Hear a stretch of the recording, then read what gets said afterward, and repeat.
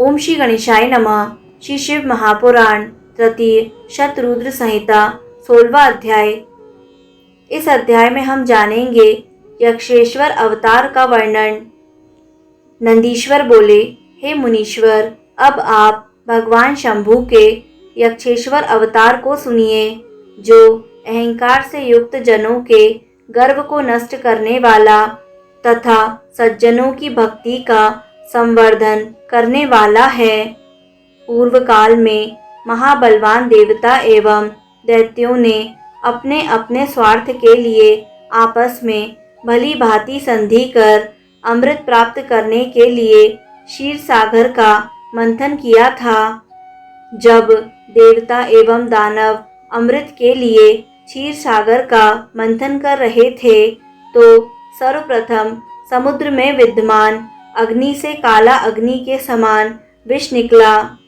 हे तात, उस विष को देखते ही समस्त देवता और दानव भय से व्याकुल हो गए और वे भागकर शीघ्र ही शिव जी की शरण में गए।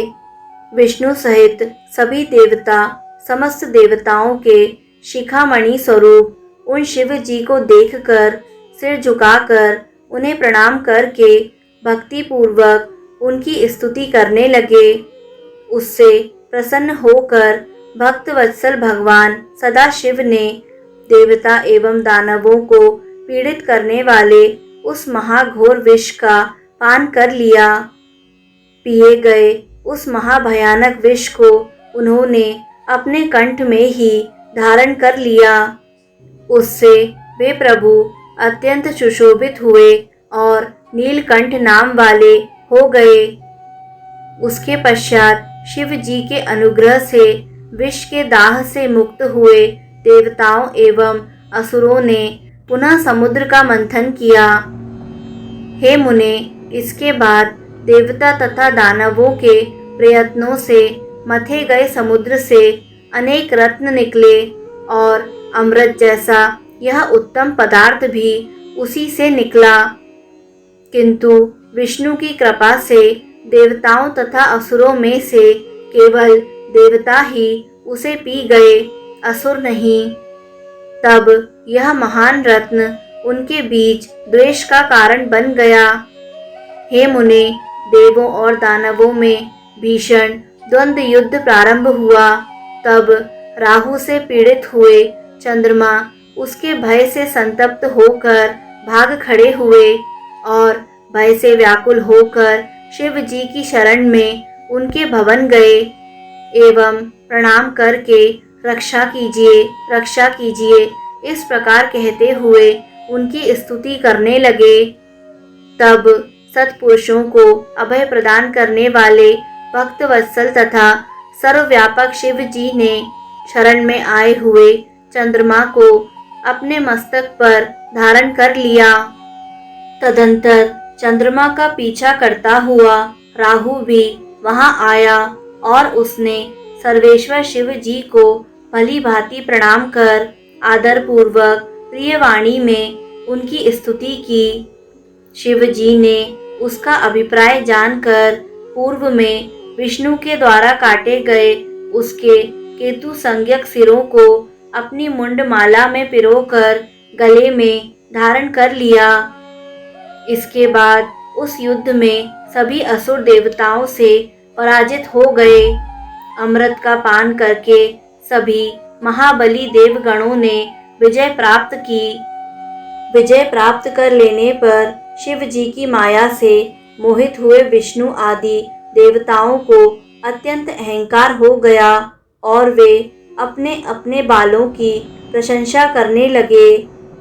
हे मुने, इसके बाद गर्व को चूर करने वाले सर्वाधीश वे भगवान शंकर यक्ष का रूप धारण कर जहाँ देवगण स्थित थे वहाँ शीघ्र गए। गर्व का नाश करने वाले यक्षपति रूपी महेश ने विष्णु आदि देवगणों को देखकर अत्यंत गर्वयुक्त मन से उनसे कहा। यक्षेश्वर बोले, हे देवताओं, आप सभी यहाँ एकत्र होकर इसलिए खड़े हैं, मैं इसका कारण पूछ रहा हूँ, आप लोग बताइए।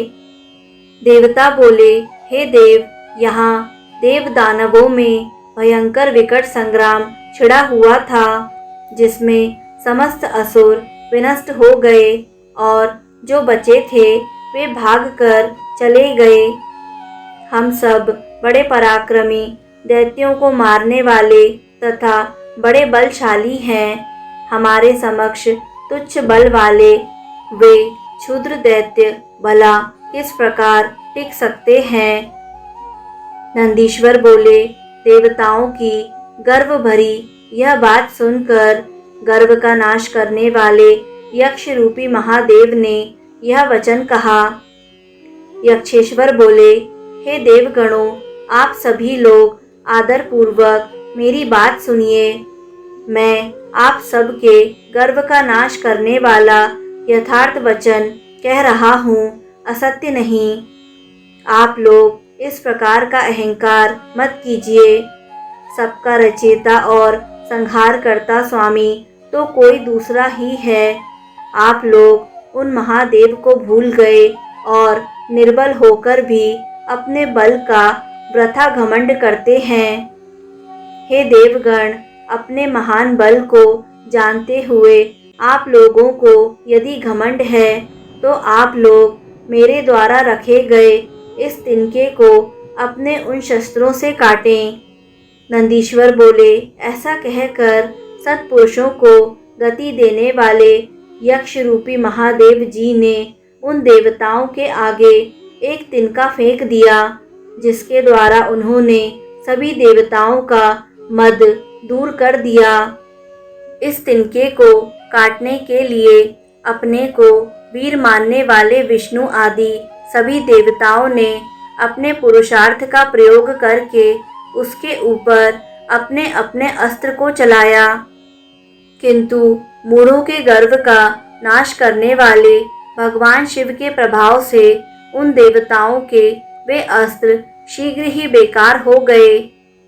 तब देवताओं के आश्चर्य को दूर करने वाली आकाशवाणी हुई कि हे देवताओं, ये यक्ष रूप में सबके अहंकार का अपहरण करने वाले सदाशिव ही हैं। ये परमेश्वर ही सबके कर्ता, भर्ता और संहर्ता हैं। इन्हीं के बल से सभी जीव बलवान हैं, अन्यथा नहीं। हे देवताओं, इनकी माया के प्रभाव से मोहित होकर तथा अहंकारवश आप लोग अपने ज्ञान मूर्ति स्वामी भगवान शिव को अभी तक पहचान नहीं सके। नंदीश्वर बोले, इस प्रकार की आकाशवाणी को सुनकर देवताओं का सारा गर्व दूर हो गया और वे अपने ईश्वर को पहचान गए। उन्होंने यक्षेश्वर को प्रणाम किया तथा उनकी स्तुति की। देवता बोले, हे देव, हे महादेव, सबके अभिमान को दूर करने वाले, हे यक्षेश्वर, महालीला करने वाले, हे प्रभु, आपकी माया अत्यंत अद्भुत है। हे प्रभु, यक्ष रूप धारण करने वाले आपकी माया से मोहित हुए हम लोग इस समय अपने को आपसे पृथक समझकर आपके सामने ही गर्वपूर्वक बोल रहे हैं। हे प्रभु, हे शंकर, अब आपकी ही कृपा से हमें इस समय ज्ञान हो गया कि आप ही कर्ता, हर्ता एवं भर्ता हैं, दूसरा नहीं। आप ही सभी जीवों की समस्त शक्तियों के प्रवर्तक एवं निर्वर्तक हैं। आप ही सर्वेश, परमात्मा, अव्यय एवं अद्वितीय हैं। आपने यक्षेश्वर का रूप धारण कर जो हम लोगों के मद को दूर कर दिया है, उसे हम लोग आप कृपालु के द्वारा किया गया परम अनुग्रह मानते हैं। उसके पश्चात वे यक्षेश्वर संपूर्ण देवताओं पर कृपा करते हुए उन्हें अनेक वचनों से समझाकर वहीं अंतर्ध्यान हो गए।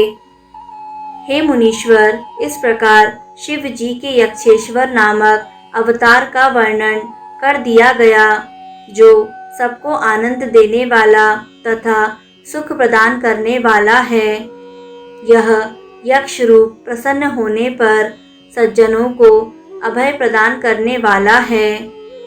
यह आख्यान अत्यंत निर्मल तथा सबके अभिमान को नष्ट करने वाला है। यह सत्पुरुषों को सर्वदा शांतिदायक एवं मनुष्यों को भोग एवं मोक्ष प्रदान करने वाला है। जो बुद्धिमान मनुष्य भक्ति से युक्त हो इसको सुनता अथवा सुनाता है, वह इस लोक में समस्त कामनाओं को प्राप्त कर लेता है और इसके बाद परम गति को प्राप्त करता है। इस प्रकार श्री शिव महापुराण के अंतर्गत तृतीय शतरुद्र संहिता में यक्षेश्वर अवतार वर्णन नामक 16वां अध्याय पूर्ण हुआ। दोस्तों, यदि आपको शिव महापुराण का यह अध्याय पसंद आया तो वीडियो को लाइक करें। शतरुद्र संहिता के अगले अध्याय निरंतर सुनने के लिए YouTube चैनल आध्यात्मिक कथाएं को सब्सक्राइब करें और बेल आइकन पर प्रेस करें। कमेंट में हर हर महादेव अवश्य लिखें।